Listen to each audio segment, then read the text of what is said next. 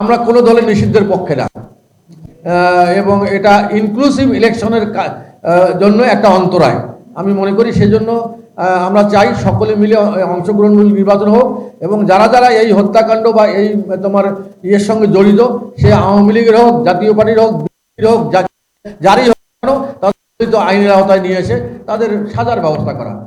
এখানে অংশগ্রহণমূলক ইলেকশন হবে, লেভেল প্লেয়িং ফিল্ড থাকবে, সকলের সমান অধিকার থাকবে, এরকম একটা যে নির্বাচনের জন্য বাংলাদেশের মানুষ আজকে 17 বছর থেকে হাহাকার, সেই ধরনের একটা নির্বাচন আমরা এই ইন্টারিম গভর্নমেন্টের কাছে চাই। এবং সেক্ষেত্রে আমরা দেখছি 3 মাস 100 দিন পার হয়ে গেছে, কিন্তু এখন পর্যন্ত কোনো নির্বাচনের কোনো রূপরেখা বা রোডম্যাপ এখন পর্যন্ত কিন্তু ঘোষণা করা হয়নি। এখন এখানে নানা ধরনের প্রশ্ন, নানা ধরনের সন্দেহের উদ্বেগ হয়েছে যে এই গভর্নমেন্ট কতদিন থাকবে, তারা আবার তাদের ছত্রছায়ায় নতুন দল একটা হবে কিনা, নতুন গঠন করা হবে কিনা, তাদেরকে সরকার থেকে পেট্রোনাইজ করা হবে কিনা, নানা সন্দেহ এখন দানা বাঁধতেছে। এখন এই বিষয়গুলো একটা ক্লিয়ার হওয়া দরকার যে কতদিন নাগাদ নির্বাচন হবে।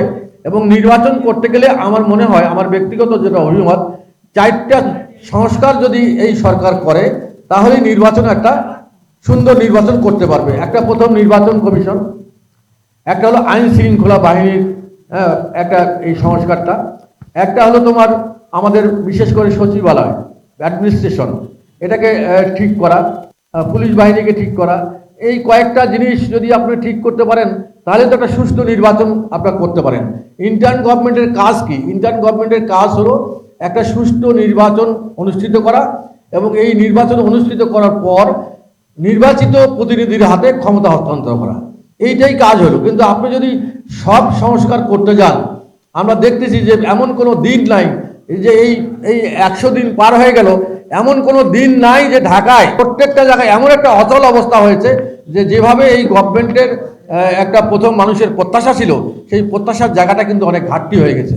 সেজন্য আমরা চাই যে দ্রুত আপনাদের এই সংস্কার কাজটা, সব সংস্কার আপনি করতে পারবেন না। আপনাকে যদি মনে করেন যে আপনি এই 17 বছরের জঞ্জাল এই 1 বছরে সাফ করবেন, কোনোদিনই পারবেন না। আপনার একটা সুষ্ঠু নির্বাচন করতে যে কয়েকটা দপ্তর আপনাকে সংস্কার করতে হবে, সেই কয়েকটা সংস্কার করে একটা নির্বাচন দেন, এবং আপনারা রোডম্যাপ দেন যে কতদিনের মধ্যে আমার সংস্কার কাজ শেষ হবে, কতদিনের মধ্যে আমি নির্বাচনে যাব। এই বিষয়গুলো যদি ক্লিয়ার করেন তাহলে কিন্তু অন্যান্য রাজনৈতিক দল যারা নির্বাচনে অংশগ্রহণ করতে আগ্রহী, তারা অন্তত আশ্বস্ত হবে যে এতদিন নাগাদ একটা নির্বাচন হচ্ছে, সেই হিসেবে তারা প্রস্তুতি নিতে পারবে। এখন একটা হবে কি, একটা ধোঁয়াশা। এখন এই গভর্নমেন্ট বলতেছে, কেউ বলতেছে 4 বছর, কেউ বলতেছে তারও অধিক লাগতে পারে, নানা ধরনের নানা কথা, যার কারণে ইন্টারিম গভর্নমেন্ট বিতর্কিত হচ্ছে। যদিও আমাদের মাননীয় প্রধান উপদেষ্টা ডক্টর ইউনূস সাহেব একজন উঁচু মানের মানুষ, কিন্তু তিনি কিন্তু রাজনীতি করেন নাই, দেশ পরিচালনা করে নাই। দেশ পরিচালনায় যে রিকোয়ারমেন্টগুলো লাগে, সেই রিকোয়ারমেন্টগুলো অনেকখানি তাদের ঘাটতি আছে। এখন পর্যন্ত পুলিশ কাজ করতেছে না। আপনি পুলিশ কাজ না করলে আর পুলিশের কাজ হবে? আপনার সেন্টার পাহারা দেবে কি? আপনি যে ভোট সেন্টার করবেন, হাজার হাজার লক্ষ লক্ষ যে ভোট সেন্টার, এই ভোট সেন্টার পাহারা দেবে কি? পুলিশকে আপনাকে অ্যাক্টিভ করতে হবে। এই বিষয়গুলো গুরুত্বপূর্ণ। আমার মনে হয় এই বিচার বিভাগটা সংস্কার করতে হবে। এগুলো করে আপনি যত দ্রুত সম্ভব একটা এই সংশয়টা সবার মাঝ থেকে আমার মনে হয় সরে যাবে।